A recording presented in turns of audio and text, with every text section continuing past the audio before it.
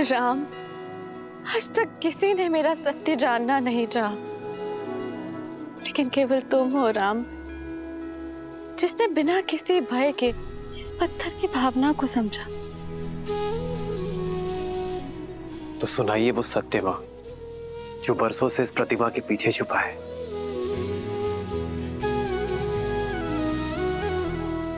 मैं अहल्या, स्वयं ब्रह्मदेव ने मेरा निर्माण किया। ब्रह्मदेव की 5 कन्याओं में से एक हूं। वैसे तो इस संसार ने सुंदरतम स्त्रियों में स्थान दिया, लेकिन महर्षि गौतम ने अपने जीवन में अपनी पत्नी बनाकर स्थान दिया। प्रसन्न थी मैं, सब कुछ था मेरे पास। महर्षि गौतम जैसे ज्ञानी पति का प्रेम और सतानंद जैसा प्यारा संस्कारी पुत्र। निश्चिंत थी मैं कि मेरे जीवन में कुछ अनुचित नहीं हो सकता, पर ये मेरा भ्रम था। नहीं जानती थी मैं कि मेरा रूप ही मेरा शत्रु बन बैठेगा। नहीं समझ पाए कि कब देवराज इंद्र की कुदृष्टि मुझ पर पड़ गई। नहीं जानती थी मैं कि देवराज इंद्र उस अवसर की प्रतीक्षा कर रहे हैं जो मेरे जीवन में आपदा बनकर आने वाला था, मेरा संसार बिखेर देने वाला था।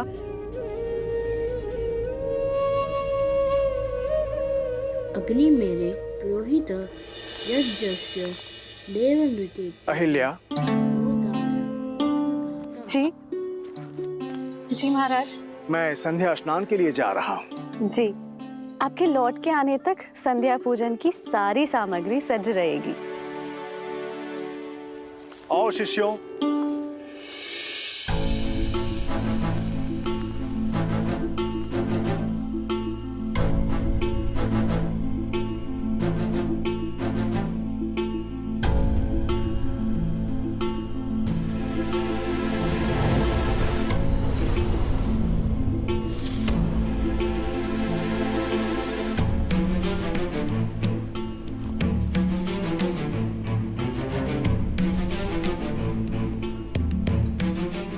पुत्र सतानंद, तुम्हारे पिताश्री संध्या स्नान के लिए गए हैं और अपने वस्त्र यहीं पर भूल गए।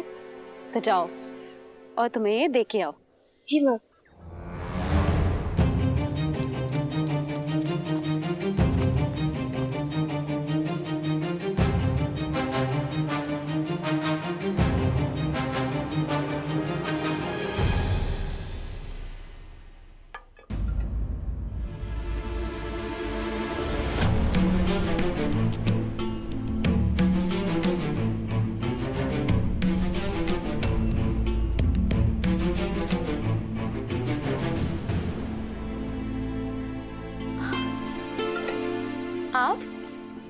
आपको स्मरण हो गया कि आप संध्या स्नान के लिए गए, किंतु अपने वस्त्र ही भूल गए थे।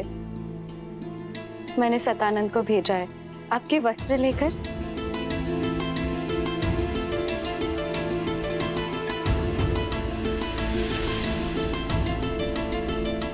इसीलिए हम अपना वस्त्र छोड़कर गए थे कि तुम सतानंद को बाहर भेजो और हम दोनों को एकांत में कुछ समय मिल सके।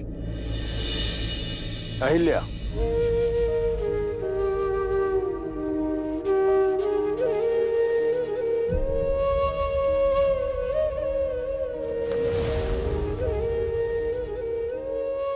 राम, इंद्र की शक्तिशाली माया जाल में फंस गई। नहीं समझ पाई कि मेरे पति के रूप में कोई और था और वहां अनर्थ हो गया।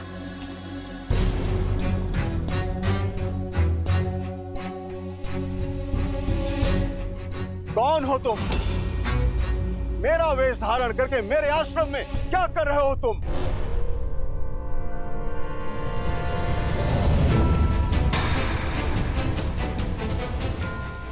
इंद्र? देवता होते हैं मनुष्य और ऋषियों की रक्षा के लिए, परंतु तुम एक ऋषि पत्नी के साथ,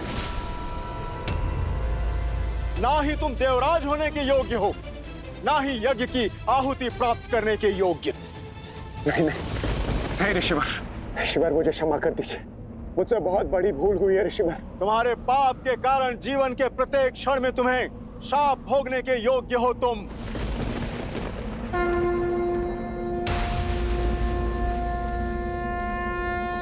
ऋषिवर, मैं गौतम अपने जीवन की संपूर्ण तप को साक्षी मानकर मैं तुम्हें श्राप देता हूं इंद्र। नहीं देवऋषि, ऐसा अनर्थ मत कीजिए कि जिस रूप के मोह में तुमने ये पाप किया है वो तुम्हारा रूप तुमसे छिन जाएगा। तुमने इंद्रत्व का अपमान किया है भोगी, तुम आजन्म रोगी रहोगे। देवऋषि, तुम्हारे संपूर्ण शरीर पर सहस्त्रों घाव हो जाएंगे। तुम अपना पुरुषत्व खो दोगे इंद्र। असुर तुमसे युद्ध में विजयी होंगे। तथास्तु।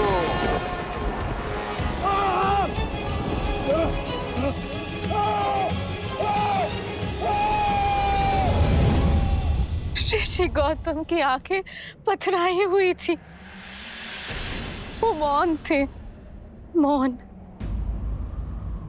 जो मेरे जीवन में महाचक्रवात लाने वाला था।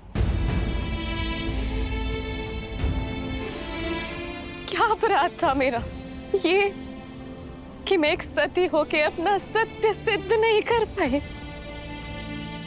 या ये कि मैं एक दुष्ट के मन की मलिनता को समझ नहीं पाई।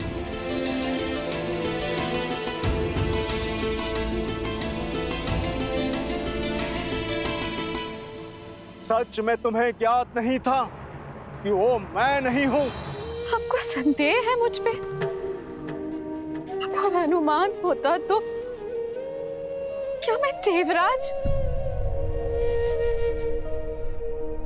जब वो मेरे समक्ष आए तो मुझे भ्रमित कर दिया। इंद्र के रूप में नहीं, अभी तो बिल्कुल आपकी तरह लग रहे थे वो, और माया से मुझे। अहिल्या! इंद्र तो पापी है, परंतु तुम तो पतिव्रता हो ना। फिर तुम्हें यह कैसे अनुमान नहीं हुआ कि यह इंद्र की माया है? उसने तुम्हें स्पर्श किया और तुम्हें अंतर का अनुभव तक नहीं हुआ। मानने को मैं सच नहीं कि कोई स्त्री किसी के निकट रहने के पश्चात भी यह अनुभव न कर सके कि वो उसका पति नहीं है।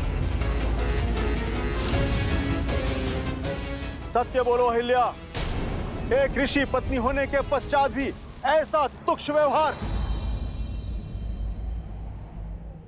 चरित्रहीन हो तुम।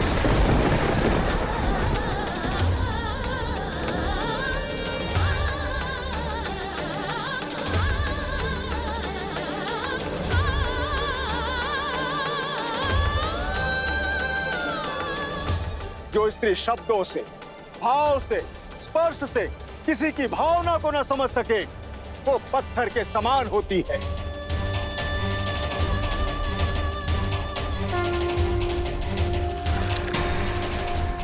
मैं तुम्हें श्राप देता हूं कि इसी क्षण तुम पत्थर की प्रतिमा में बदल जाओ, सदा सदा के लिए। तथास्तु।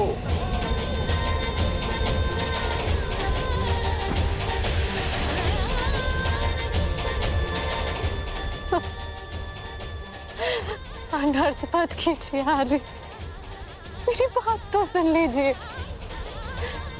मेरे पक्ष का सत्य जान लीजिए। जो देखा उसके पश्चात भी अब क्या कुछ शेष है सुनने के लिए? नहीं अहिल्या, तुम क्षमा के योग्य नहीं हो। मेरा श्राप अवश्य पूर्ण होगा। तुम्हें यह पीड़ा अकेले ही भोगनी पड़ेगी, और जो कोई भी इस क्षेत्र में प्रवेश करेगा तो तुम्हारे पाप का भागीदार बनेगा। तुम्हें श्राप से वही मुक्त करेगा जो काम, क्रोध, मद, मोह, लोभ और मत्सर से मुक्त होगा।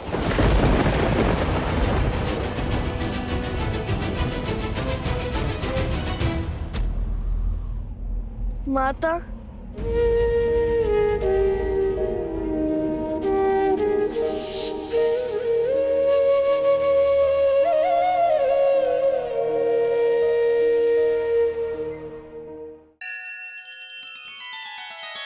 श्री राम रामचंद्र कृपालु भजु मन हरण भव भय दारुणम् नव कंज लोचन कंज मुख कर कंज पद कंजारुणम्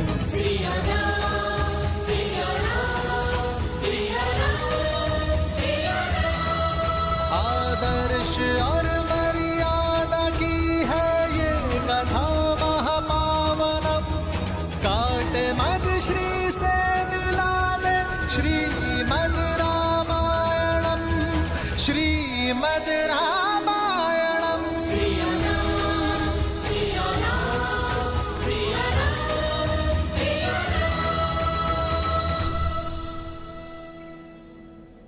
मुझ पर अपराध हुआ और दंड भी मुझे ही मिला।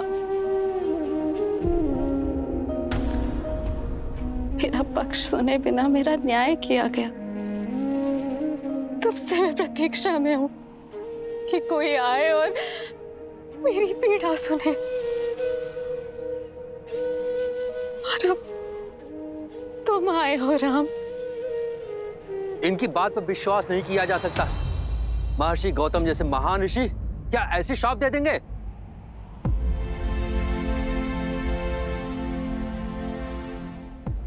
यदि एक पति अपनी पत्नी के आंसुओं में छुपा सत्य ना देख सके तो क्या वो पाप नहीं? एक संबंध में सबसे बड़ा पाप होता है उस संबंध में सम्मान खो देना। यदि गौतम ऋषि सम्मान ना खोते, माता अहिल्या के साथ साथ पति पत्नी के संबंध को शाप ना देते, अपराधी को उसके अपराध का दंड अवश्य मिलना चाहिए, पीड़ित को नहीं। एक स्त्री की पवित्रता का मापदंड उसका शरीर नहीं होता, भाव होता है, उसका मन होता है।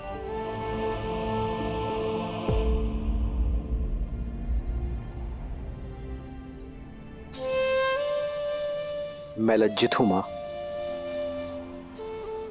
कि आपके पति ने आपकी पीड़ा नहीं समझी, किंतु ये पुत्र समझता है। आप निष्पाप है मां, आपको दिया गया शाप अनुचित था।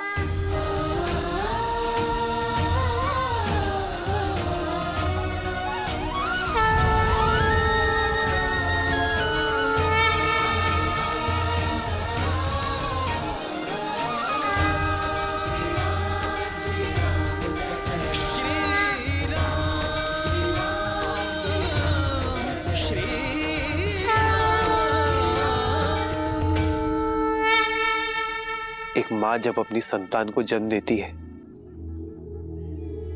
तो कुछ देर के लिए मूर्छित हो जाती है, पथरा जाती है। संतान का रुदन, उसके आंसू, उसके पांव का प्रहार उसे जगाता है मां, संसार में फिर से लाता है। ऐसा ही आपका पुत्र आपको जगाने आया है मां। जाग जाइए मां, लौट आइए।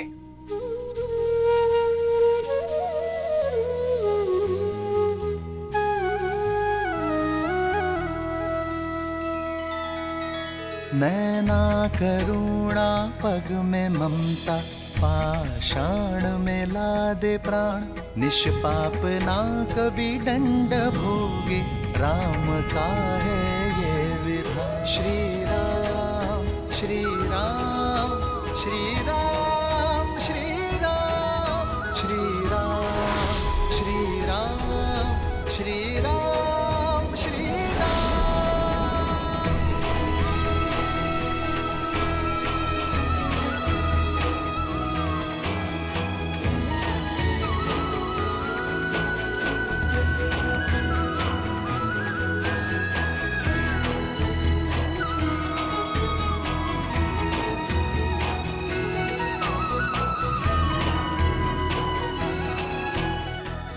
माता,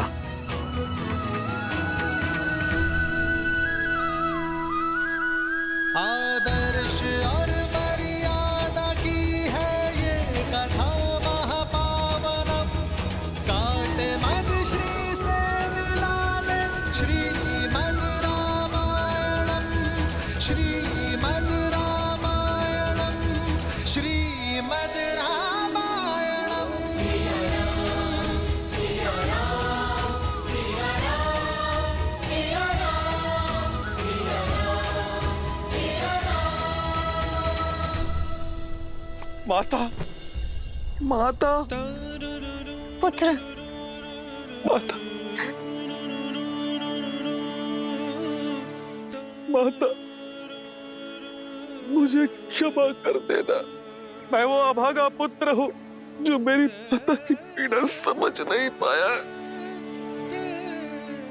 मेरा समस्त जीवन आत्मग्लानि में व्यतीत हो गया। माता, मुझे क्षमा कर देना। माता, मुझे क्षमा कर देना। नहीं पुत्र, मैं तुमसे रुष्ट नहीं हूँ पुत्र सतानंद। व्यक्ति की समझ तो आयु से परिपक्व होती है।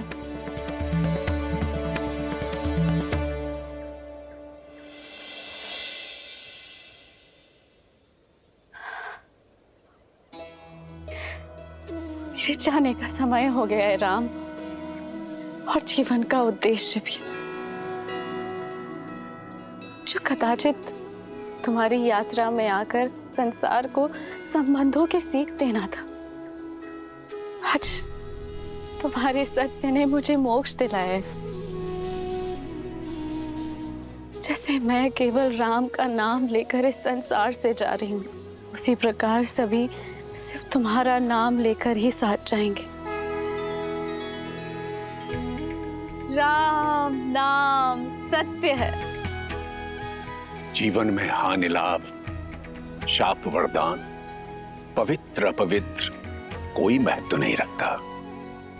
महत्व है तो मात्र एक सत्य का।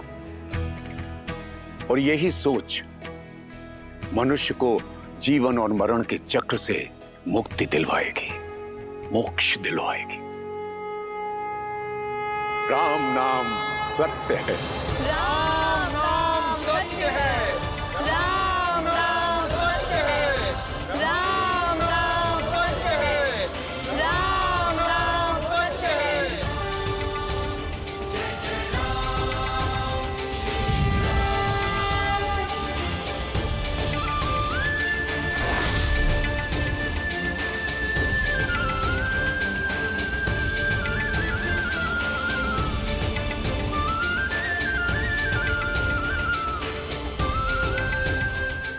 अद्भुत।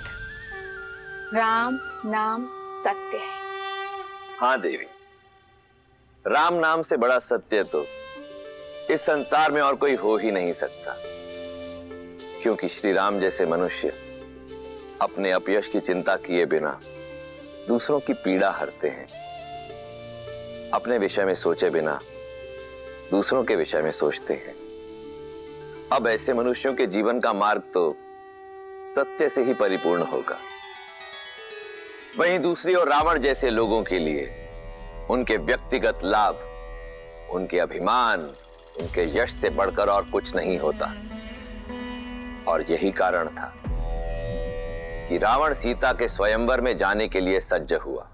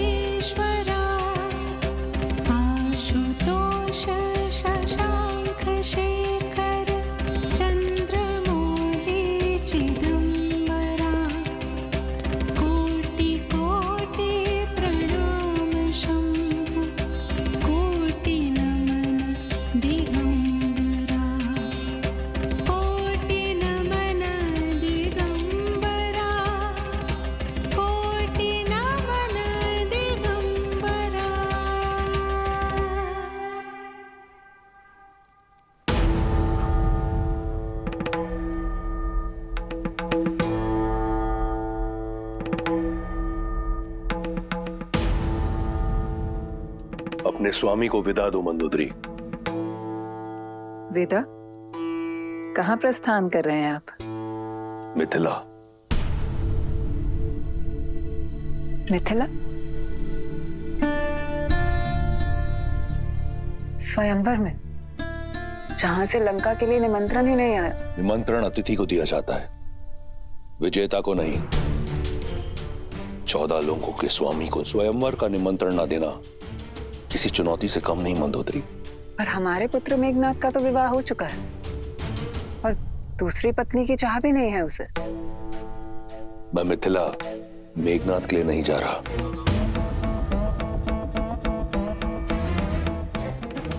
तो फिर तो ये चुनौती सम्मान का नहीं, उपहास का कारण बनेगी रक्षराज।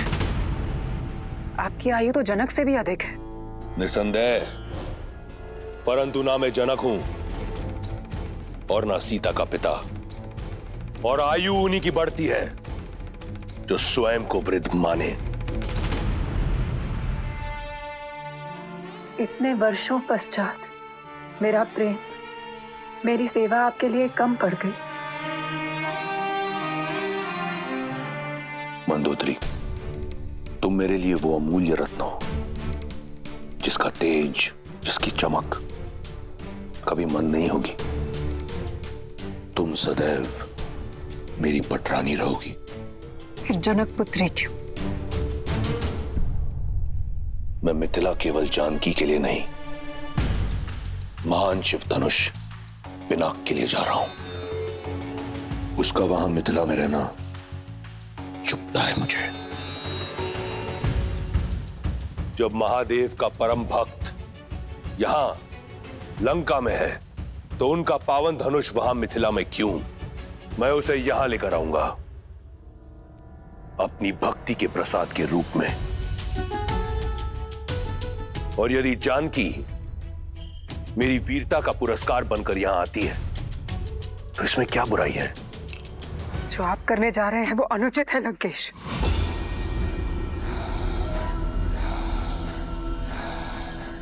लंकेश अनुमति लेने नहीं, सूचना देने आया है। दशानन की नई रानी के स्वागत की तैयारी करो।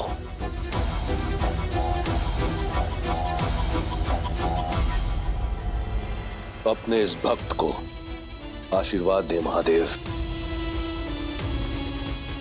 और मुझे आशा है कि मेरी पटरानी की ओर से आपके धनुष के स्वागत में कोई कमी नहीं रहेगी।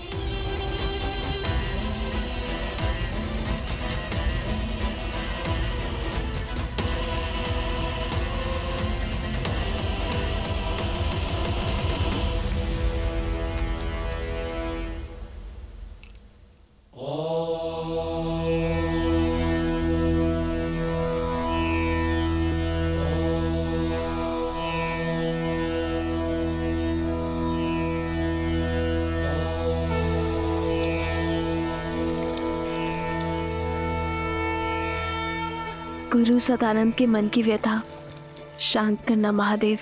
दीदी, दीदी सुनो। मैं पूजा कर रही हूँ उर्मिला। दीदी, आचार्य सदानंद गौतम ऋषि के आश्रम से लौट आए। कहाँ है वो?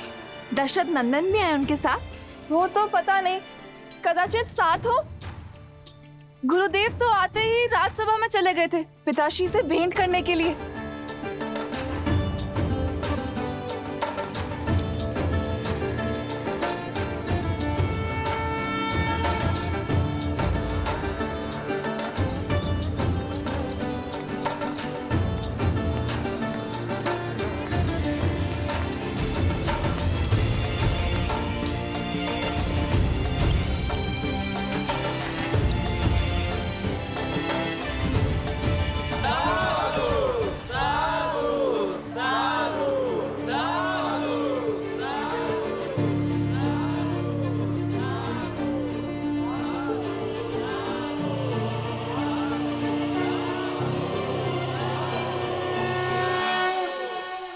ना सिद्धि थी, ना मंत्र, बस आंखों में अश्रु और वचनों में करुणा। राजन, उसका बखान मैं अपने शब्दों में नहीं कर पाऊंगा। अपने स्पर्श से मेरी माता को श्राप मुक्त कर दिया और मुझे बिना स्पर्श के इस अभिशाप से कि मैं एक चरित्रहीन का पुत्र हूं, आज मैं आपके समक्ष गर्व के साथ यह कह सकता हूं कि मैं अहिल्या पुत्र सतानंद हूं। मेरी मां कलंकिनी नहीं है, मेरी मां पवित्रा है, पवित्रा।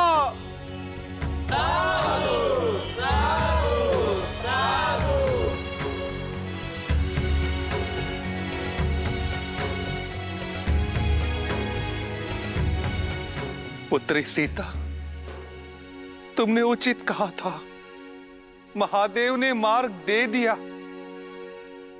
अब तुम्हारे इस गुरु को शांति की खोज के लिए कहीं और जाने की कोई आवश्यकता नहीं।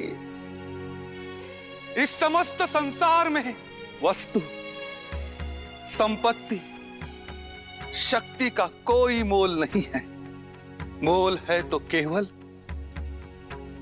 राम नाम का।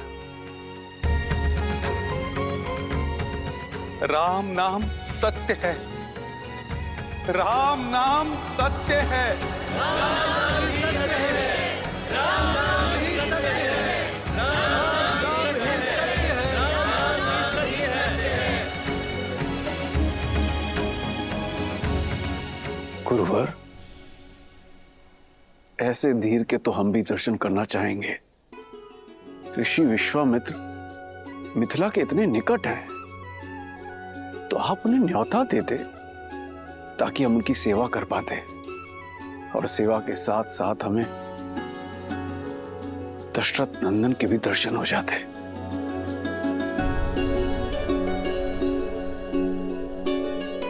राजन, मैंने प्रयास किया था। ऋषिवर, आप मिथिला के इतने निकट है, हमें सेवा का अवसर देते। मिथिला में शिव धनुष्य यज्ञ होने वाला है और जनक कुमारी का स्वयंवर भी। मैं अवध कुमारों को किसी और उद्देश्य से लेकर आया हूं शतानंद। कभी समय मिला तो मिथिला अवश्य आऊंगा। कदाचित उनके मन में कुछ और है।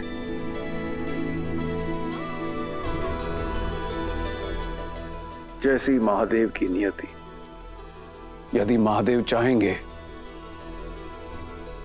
तो ऋषि विश्वामित्र भी हमें दर्शन देंगे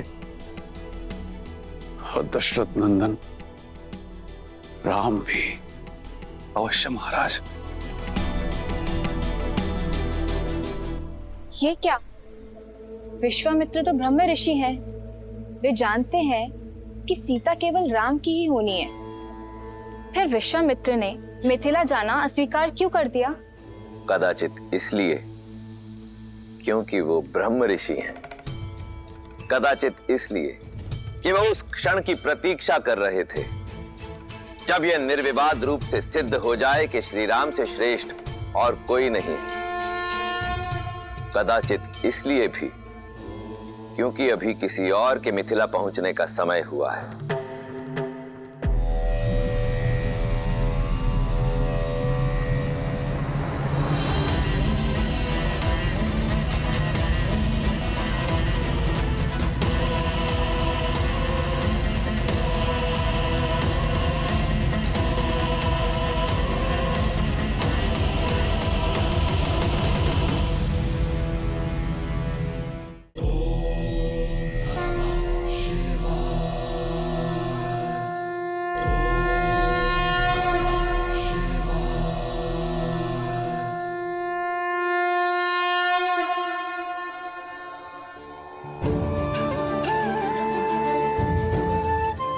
मिथिलावासियों, महापावन शिव धनुष को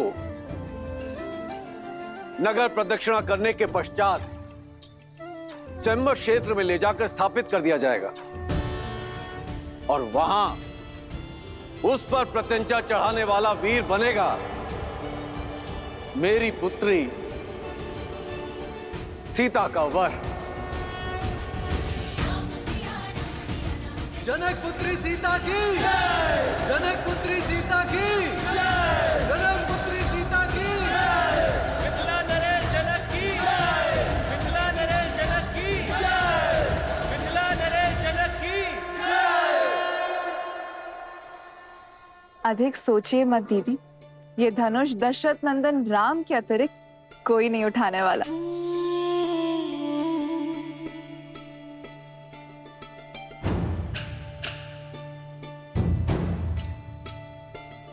अनुष्ठान प्रारंभ करो।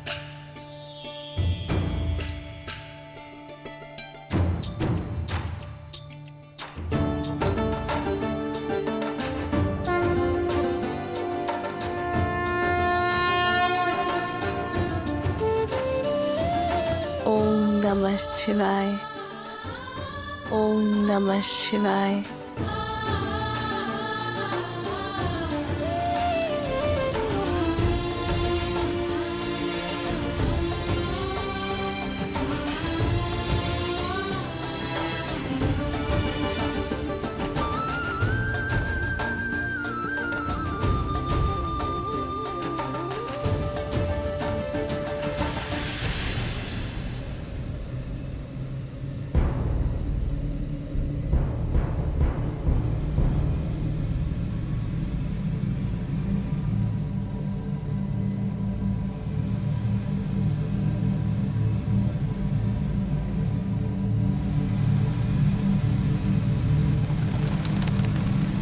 पुष्प विमान अर्थात रावण यहाँ आया। रावण, दशानन, दुष्ट राक्षसों का राजा यहाँ?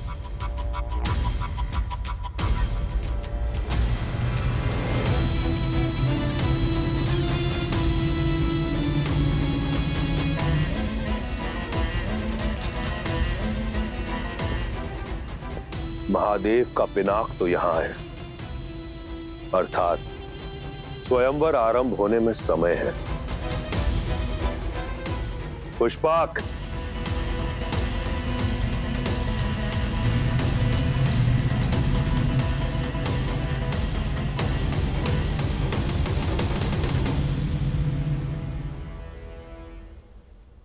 आर्य, बिना निमंत्रण रावण का यहाँ आना, क्या उद्देश्य हो सकता है उनका?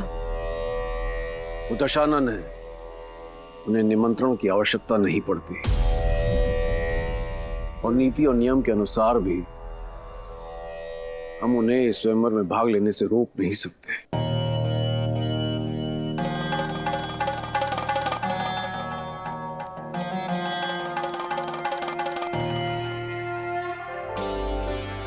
मुझे पूरा विश्वास है आप मेरे लिए जो भी करेंगे शुभ ही होगा।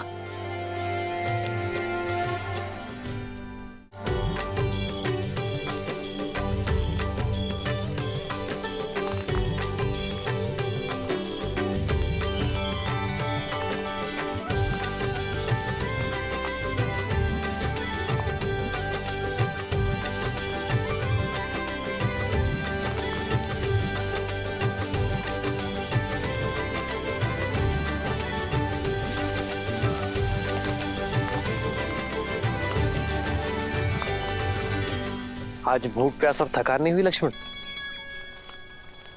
गुरु और कहा ले जा रहे, इसकी शंका तो नहीं है तुम्हें?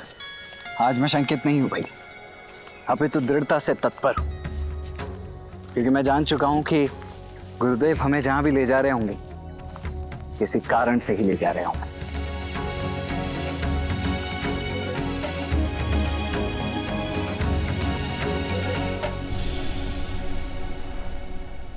यहाँ नहीं रहना हमें, चलो जल्दी चलो। हाँ, यहाँ नहीं रहना, चलो चलो।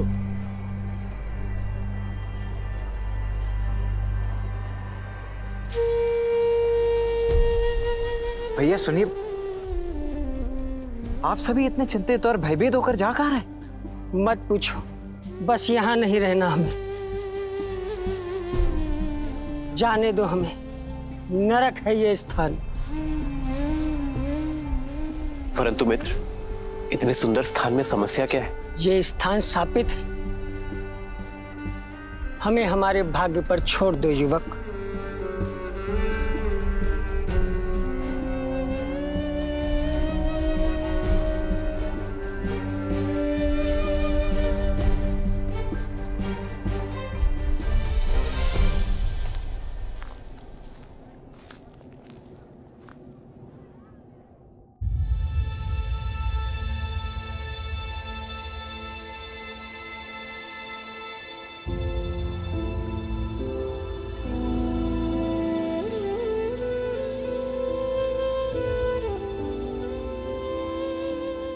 वो झील देख रहे हैं ना, कृष्ण झील।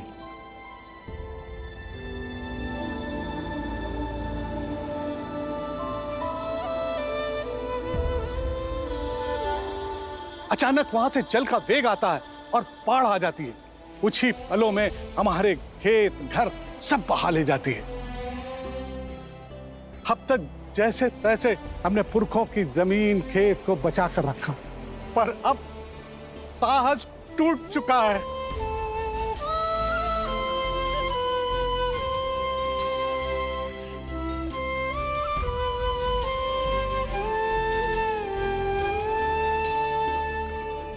समाधान भागने में नहीं, साधने में है। प्रयास किए पर कोई भी इस बाढ़ को नहीं रोक पाया। जिसने भी प्रयास किया वो मारा गया। राक्षस शंखचूड़, उसकी पत्नी देवी तुलसी और नारायण की कथा तो सुनी है ना। वो झील साधारण नहीं है, देवी तुलसी के मन की पीड़ा से भरी हुई है। नारायण ने शंखचूड़ के छल से प्राण ले लिए और देवी तुलसी ने उसी पीड़ा में उन्हें शालिग्राम बनने का शाप दे दिया।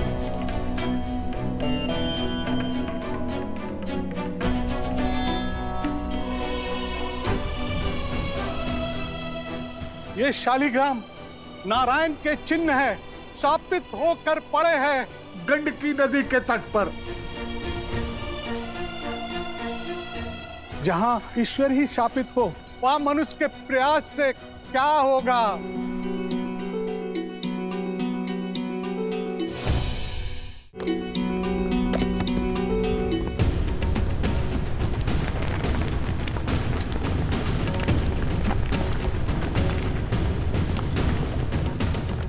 भागो भागो, सब लोग वहां से भागो, शीघ्र ऊंचे स्थान पर जाओ। आओ चलो, इधर आओ, इधर आओ, निकलो।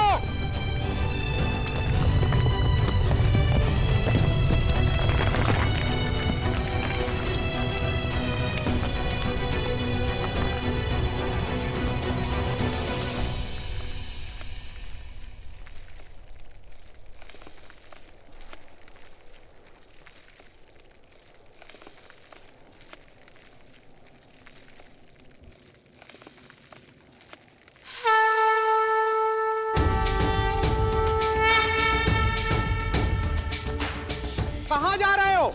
ये दुस्साहस तुम्हारे प्राण ले लेगा। आप तो बड़े हैं, ज्ञानी लगते हैं, रोकिए इन्हें। इनसे कहिए कि अपना मार्ग बदल लें। जिन्हें संसार बदलना होता है वे अपना मार्ग नहीं बदलते।